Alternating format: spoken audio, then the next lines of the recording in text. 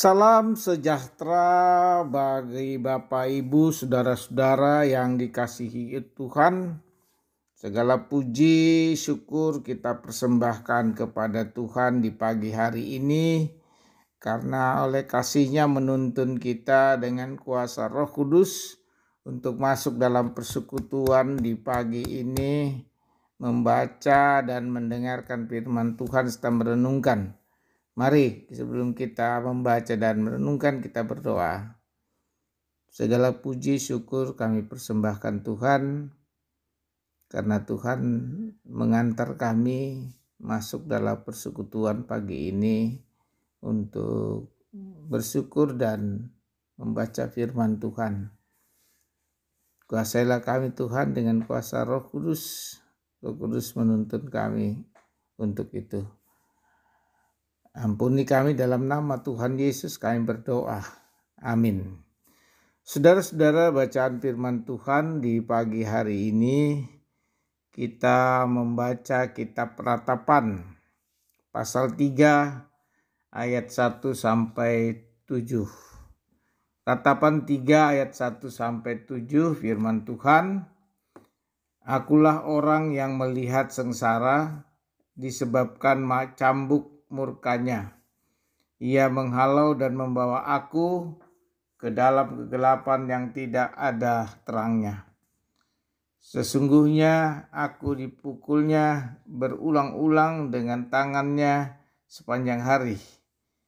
Ia menyusutkan dagingku dan kulitku, tulang-tulangku dipatahkannya.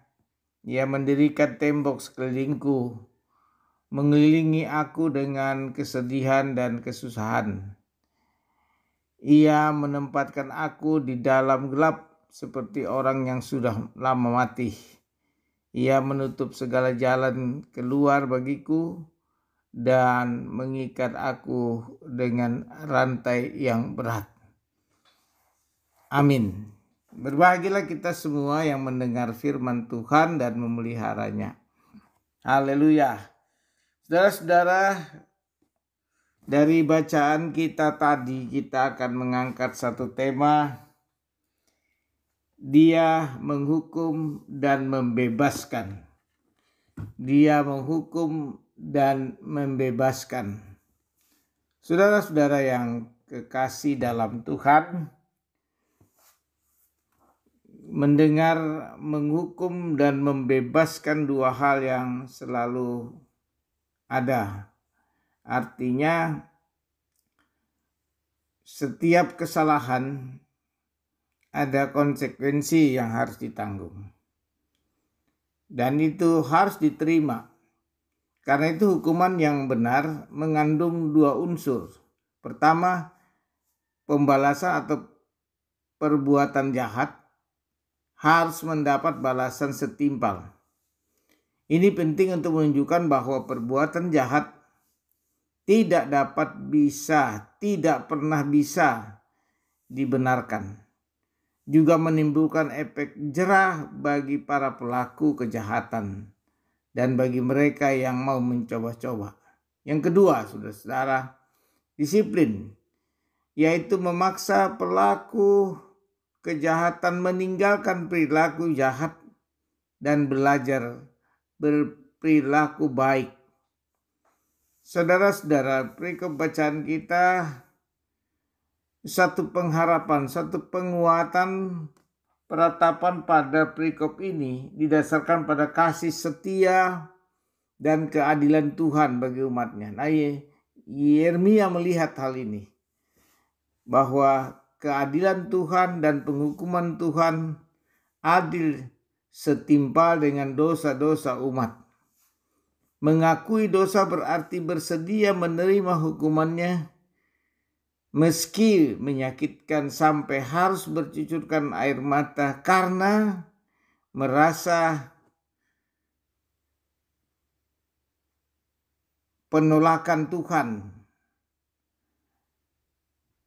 dalam hidup. Dari sisi lain juga kita dapat melihat, oleh karena kasih setianya maka tindakan penghukuman Tuhan atas umatnya juga merupakan upaya pendisiplinan karakter pendisiplinan karakter, artinya pengukuhan itu tidak untuk selamanya, ada batas waktunya. Akan tiba saatnya pemulihan terjadi.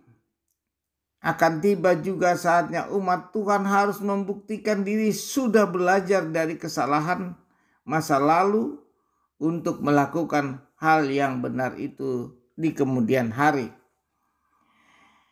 Saudara-saudara, di dalam Kristus kita tahu bahwa pengharapan peratap tidak sia-sia.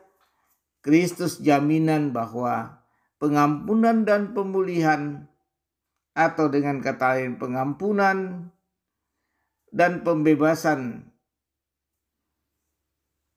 Tuhan merupakan suatu kepastian.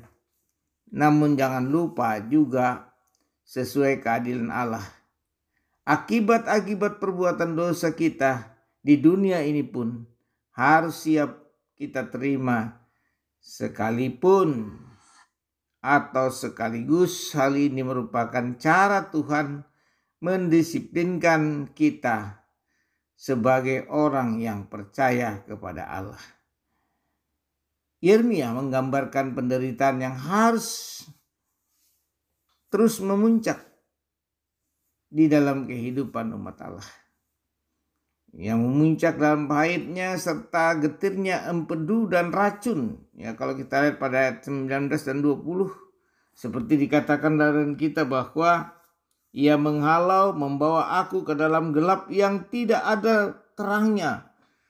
Ini satu kesedihan yang luar biasa. Ya, satu kegelapan yang tidak ada lagi terang. Sehingga dikatakan sesungguhnya aku dipukulnya berulang-ulang dengan tangan sepanjang hari. Artinya bagaimana ia mengalami satu penderitaan atas perbuatan yang Tuhan nyatakan sebagai hukuman bagi umat Allah. Dikatakan ia mendirikan tembok sekeliling mengelilingi aku dengan kesedihan dan kesusahan. Nah, saudara-saudara, ini merupakan pengalaman yang perlu kita renungkan di dalam hidup kita. Bahwa kita percaya Tuhan yang terus hadir dalam segala hidup. Tuhan setia bersama umatnya. Kalau begitu saudara-saudara, kenapa umat masih merasakan kesulitan hidup? Kenapa Tuhan tidak mengangkat saja semua penderitaan?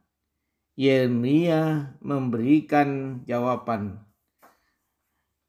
Tuhan tidak senang melihat umatnya menderita, tetapi manusia lebih cenderung berbuat kejahatan.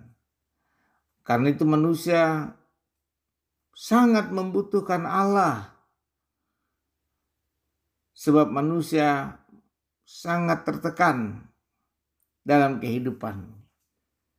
Karena itu saudara-saudara dalam Tuhan, kita perlu menghayati apa yang dikatakan oleh Yeremia di sini atau kitab Ratapan. Ia menempatkan aku di dalam gelap seperti orang yang sudah lama mati. Ini sudah penderitaan yang paling berat sekali, paling sulit untuk dipahami. Karena itu, walaupun demikian, kita harus percaya akan ada pembebasan, kasih karunia Allah. Tidak selamanya kita mendapat hukuman, tetapi juga kita menyadari apa yang kita lakukan itu salah. Kita mengakui kesalahan kita, dan sebagai orang-orang percaya harus menyadari itu. Perjumpaan yang dikatakan dalam bacaan kita bahwa Yeremia melihat penderitaan yang sulit bagi manusia, tapi siapa yang taat dan setia sampai kesudahannya akan memperoleh berkat. Karena itu saudara-saudara yang kekasih dalam Tuhan, bukan hanya kebutuhan jasmani yang kita butuhkan, tetapi kebutuhan rohani juga menjadi dasar gerak langkah kita sebagai orang percaya. Jangan sia-siakan hidup sebagai anugerah Tuhan, pemberian Tuhan, rahmat Tuhan bagi kita.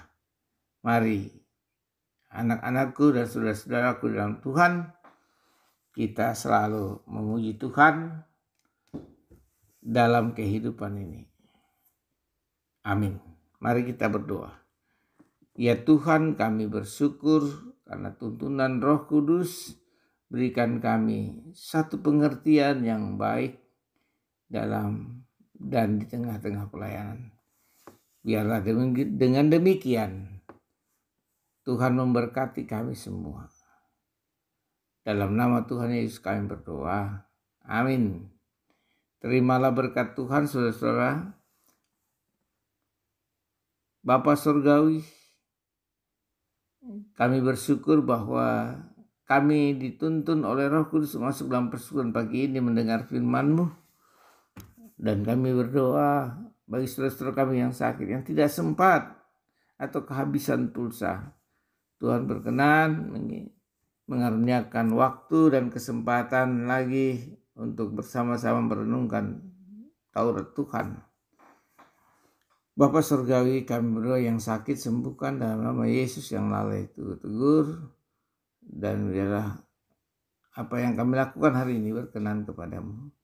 Dalam nama Tuhan Yesus kami bersyukur. Amin. Terimalah berkat Tuhan. Tuhan memberkati engkau dan melindungi engkau. Tuhan menyinari engkau dengan wajahnya dan memberi engkau kasih karunia. Tuhan menghadapkan wajahnya kepadamu dan memberi engkau damai sejahtera. Amin.